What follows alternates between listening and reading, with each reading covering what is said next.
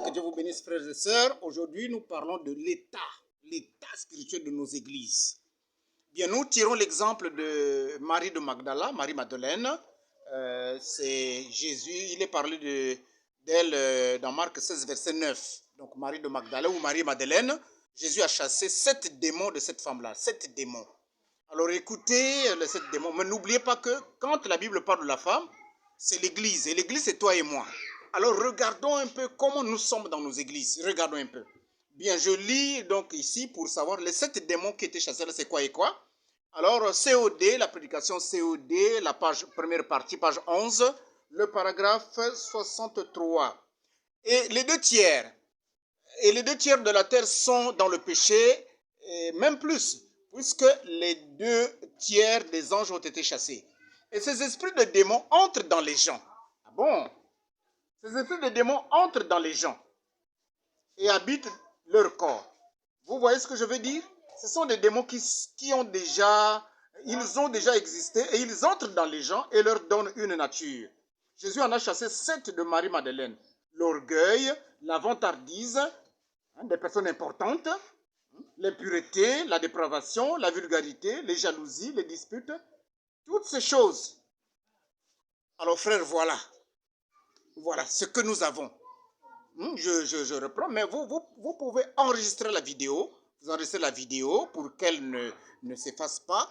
Et vous appuyez le cœur là, un peu en haut, là, vous appuyez là où il y a le cœur, là, vous appuyez. Alors, vous likez, donc vous montrez que vous avez aimé la vidéo. Si ce qui se dit ici vous aide, alors enregistrez-les et puis partagez aux amis. Donc, voilà, Jésus en a chassé 7 démons. Maintenant, comme Marie de Magdala, ça représente nous l'église, regardez ce que nous sommes aujourd'hui. Il y a quoi dans les gens? Et c'était quoi? L'orgueil. Ne voyez-vous pas ça dans les prédicateurs, dans les frères, les sœurs de l'église? L'orgueil, la vantardise. Des gens importants, ils se pensent importants. Des gens qui pensent qu'ils sont importants. L'impureté, la dépravation, la vulgarité, les jalousies, les disputes. Ne voyez-vous pas ça dans nos églises? Il n'y a plus la simplicité, on est beaucoup gonflé d'orgueil. On fait des choses pour être vu, le mas-tu vu. Ce n'est pas de Dieu. Mais regardez dans nos églises. Regardez, bon, je vais vous poser 5 questions ici. Bien, pouvez-vous consacrer dans votre église le mariage d'un couple qui ne fréquente pas votre tabernacle? Est-ce que vous pouvez le faire? Dans la simplicité. Frère Branham l'a fait. Ou d'un couple qui n'est pas dans le message, est-ce que vous pouvez consacrer son mariage? Frère Branham l'a fait. Question 2. Pouvez-vous consacrer le mariage d'un couple sans exiger qu'ils achètent un nouveau costume au prédicateur pour le mariage? Le frère qui se marie. Est-ce qu'on peut accepter que lui, il a acheté le costume aux beaux-parents, lui-même costume et tout sa femme, mais sauf le prédicateur? Frère Branham l'a fait, il a accepté. Pour nous, aujourd'hui, ça devient une exigence, une obligation. Pouvez-vous accepter faire un mariage où le frère n'achète pas les habits, les pagnes pour habiller les sœurs qui vont accompagner son épouse? Voilà, ça ne se faisait pas, mais ça se fait aujourd'hui comme une obligation. Nous sommes tombés dans le mas-tu vu, l'orgueil et la vantardise. Question 3. Pouvez-vous consacrer le mariage dans une cérémonie où vous n'êtes que 4? Il n'y a pas la foule?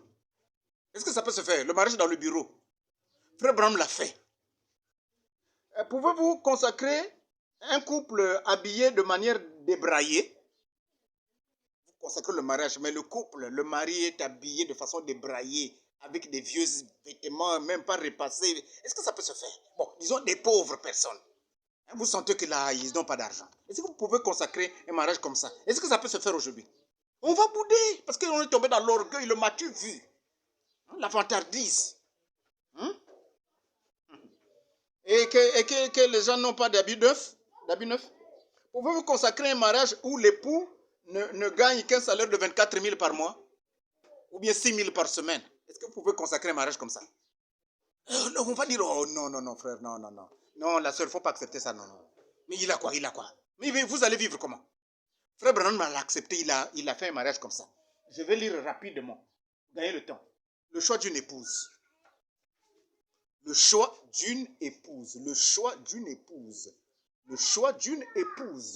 Je suis au paragraphe 91. Regardez l'état, regardez l'aspect du couple. Et Frère Branham a consacré le mariage là dans le bureau ou dans l'église. Ils n'étaient que 4. Bien, regardez. Paragraphe 91, je vais lire jusqu'à 95. Et je lirai aussi le dernier paragraphe, le paragraphe 102.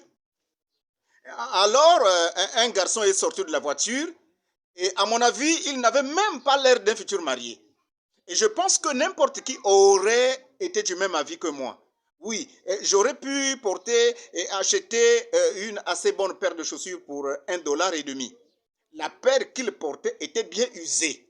Oh là là. Et il flottait dans son pantalon. Il portait une espèce de vieille veste en velours de coton. Je ne sais pas si ceux d'entre vous qui sont plus âgés se souviendront de ça. On aurait dit qu'elle avait passé dans une machine à laver sans avoir été rincée. Elle était pleine de traînées et attachée comme ceci, le coin relevé. Et une jeune fille est sortie de l'autre côté. Elle portait une petite, un genre de petite robe à carreaux. Je ne sais pas. Bon, une fois, je me suis trompé en mentionnant le nom de ce tissu-là. Vichy. Je crois que c'est comme ça que ça s'appelle. Alors, c'était, je l'ai encore dit de travers. Je fais toujours ça. Et j'ai dit, bon, elle est sortie de la voiture. Et ils ont monté les marches. Et quand ils sont entrés, la pauvre petite, elle, bon, je pense que c'est tout ce qu'elle, bon, à peu près tout ce qu'elle portait. Une jupe. Elle n'avait, pour ainsi dire, pas de souliers. Elle était descendue d'Indianapolis en autostop. Ses cheveux lui descendaient dans le dos. Elle avait ce genre de longues tresses qui lui descendaient dans le dos. Elle me semblait très jeune. Je lui ai dit, êtes-vous en âge de vous marier? Elle a dit, oui, monsieur. Elle a dit, j'ai l'autorisation écrite de mon père et de ma mère. Elle a dit, il a fallu que je la montre ici au palais de justice pour recevoir mon certificat. Et le dernier paragraphe ici, paragraphe 102, je me suis senti tout petit, j'ai vu qu'il l'aimait, que le monsieur aimait sa femme, et qu'ils s'aimaient l'un l'autre. Je les ai mariés. Frère, regardez la description. Est-ce que nous, aujourd'hui, avec l'avantardise, l'orgueil, l'idée de faire toujours des choses en grand, des cérémonies, des trucs pour être vu, le match vu, les disputes et tout, est-ce qu'on peut consacrer dans la simplicité un couple comme ça? Frère Branham l'a fait. Frère, nous sommes tombés, revenons à Dieu. Soyons humbles, facilitons la tâche aux frères. Frère Branham l'a facilité la tâche. Hein? Pas de complications. Non, frère, ils cherchent l'argent pour le vin. Il y a le service traiteur à l'église.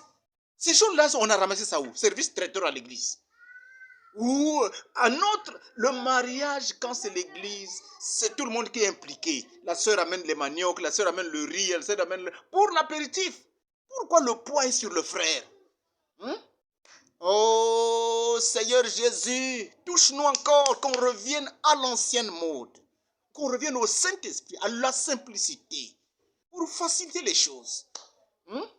Et puis, frère, toi, on vient demander la main de ta fille à marier. Pourquoi des listes fortes? Pourquoi ça? On copie les païens. Oh, que Dieu nous aide, que Dieu nous aide, que Dieu nous aide. Regardez la concurrence, regardez le nombre de filles qui sont là. Si un frère vient pour ta fille, frère, prie d'abord, avant de refuser, prie d'abord. Et puis la sœur, regarde celle-ci. Si tu es jeune et qu'un frère se prononce pour toi pour t'épouser, avant de refuser, prie d'abord. Surtout ne demande pas aux amis, mais plutôt demande à ton pasteur. Parce que tes amis vont regarder le monsieur, ah non, il n'a pas l'argent. Non, le mariage appartient à ceux qui ont l'argent. Depuis quand on a ça? Depuis quand ça est dans le message? Mais nous avons aujourd'hui ça. Mais tu ne peux pas te marier sans argent. Il faut beaucoup d'argent. On est tombé dans l'orgueil, on est tombé dans l'avantardise. Non, soyons simples comme William Branham, le modèle. Pasteur, soyons simples, consacrés. C'est l'écriture. Mettons, ils veulent vivre, être en ordre. Consacrez-les. Faisons cela, frère, pour faciliter la vie aux autres. La vie éternelle, c'est vivre pour rendre la vie des autres un peu plus aisée. Faciliter la vie des autres. Faisons cela, frère. Que Dieu vous bénisse.